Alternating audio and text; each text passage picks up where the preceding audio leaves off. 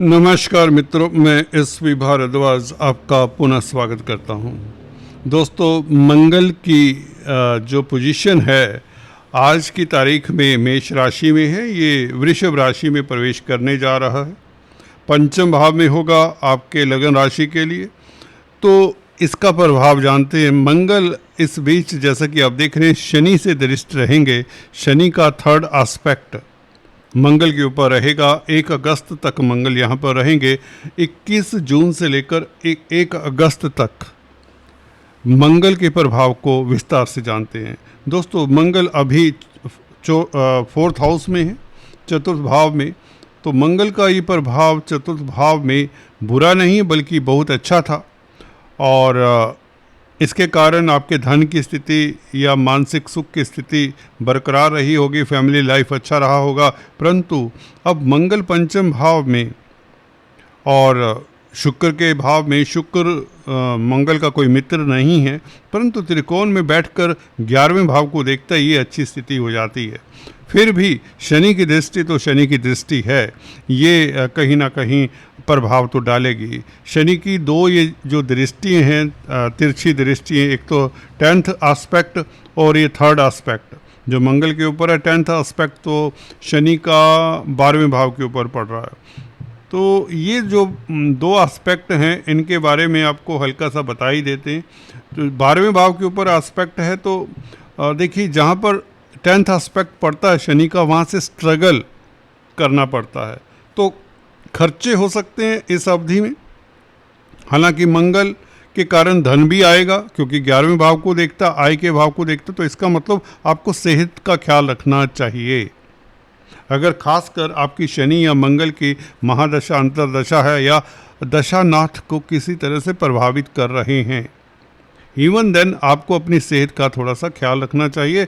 और विदेशी कामकाज अगर करते हैं देन इवन वॉचफुल, थोड़ा सा एक्सपोर्ट इंपोर्ट के कार्य करते हैं या एमएनसी में नौकरी करते हैं, तो किसी तरह की नोक झोंक ना हो आपकी कुलीग्स के साथ, ये भी ध्यान रखें। विदेशों का अभाव है तो यहाँ पर स्ट्रगल करवाता है शनि का एस्पेक्ट, जो 10th एस्पेक्ट है 12वें भाव के ऊपर, तो खर्चों को बढ़ा सकता है, ठीक है। परंतु इनकम बढ़ेगी, इसलिए पैसे की कोई किल्लत नहीं होनी चाहिए। अब शनि की तृतीय दृष्टि देखिए, 3rd एस्पेक्ट को हम ऐसे लें क्योंकि कालपुरुष की जो राशि है उसमें 3rd हाउस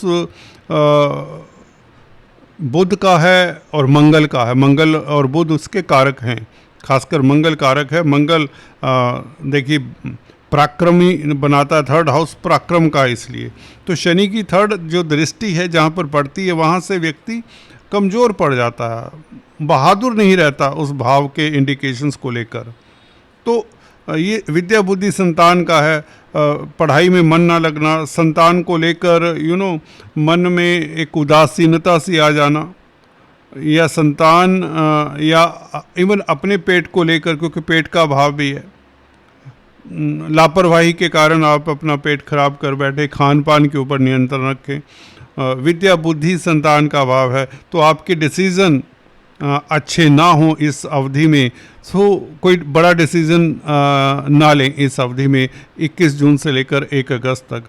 कोई बिजनेस को लेकर या नौकरी को लेकर कोई परिवर्तन ना करें। बदलाव की स्थितियां आ सकती हैं, मन में उत्तेजित करेगा ये कॉम्बिनेशन शनि मंगल का प्रभाव, but do not risk your money, at least कहीं इन्वेस्ट ना करें तो अच्छा है, ठीक है।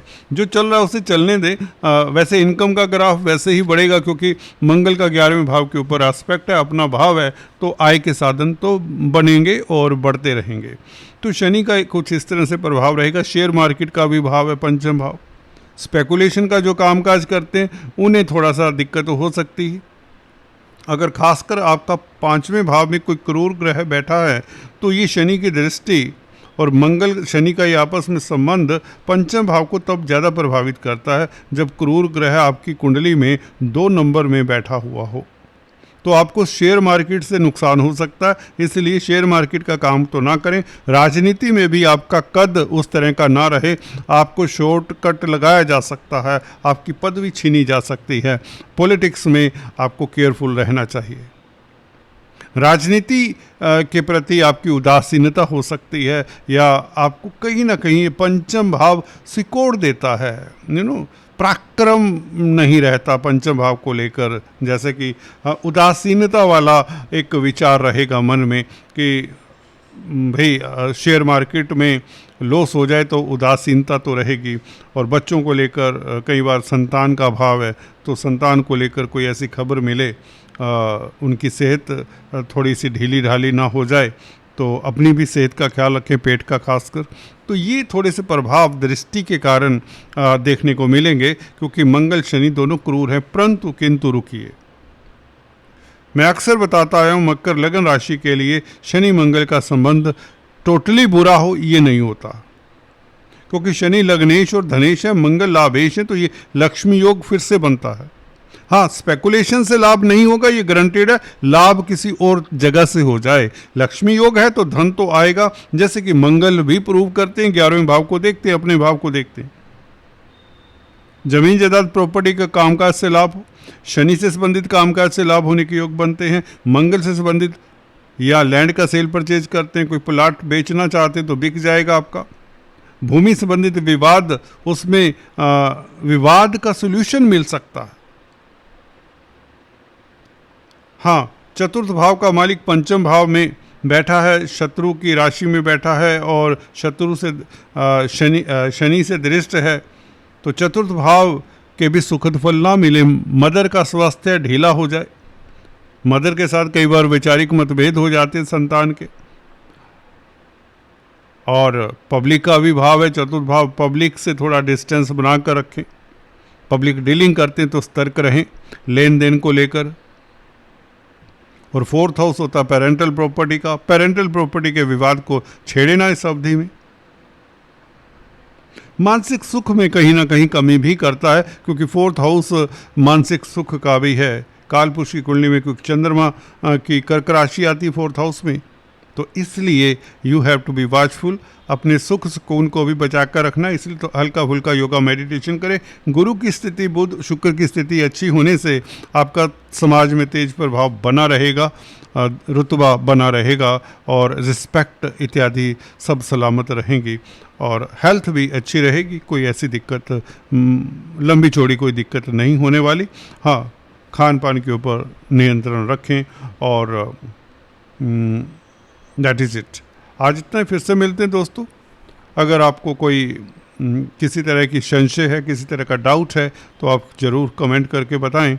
और अगर सब्सक्राइब नहीं किया तो आपसे गुजारिश है सब्सक्राइब कर दिया करें। Thank you so much, thank you.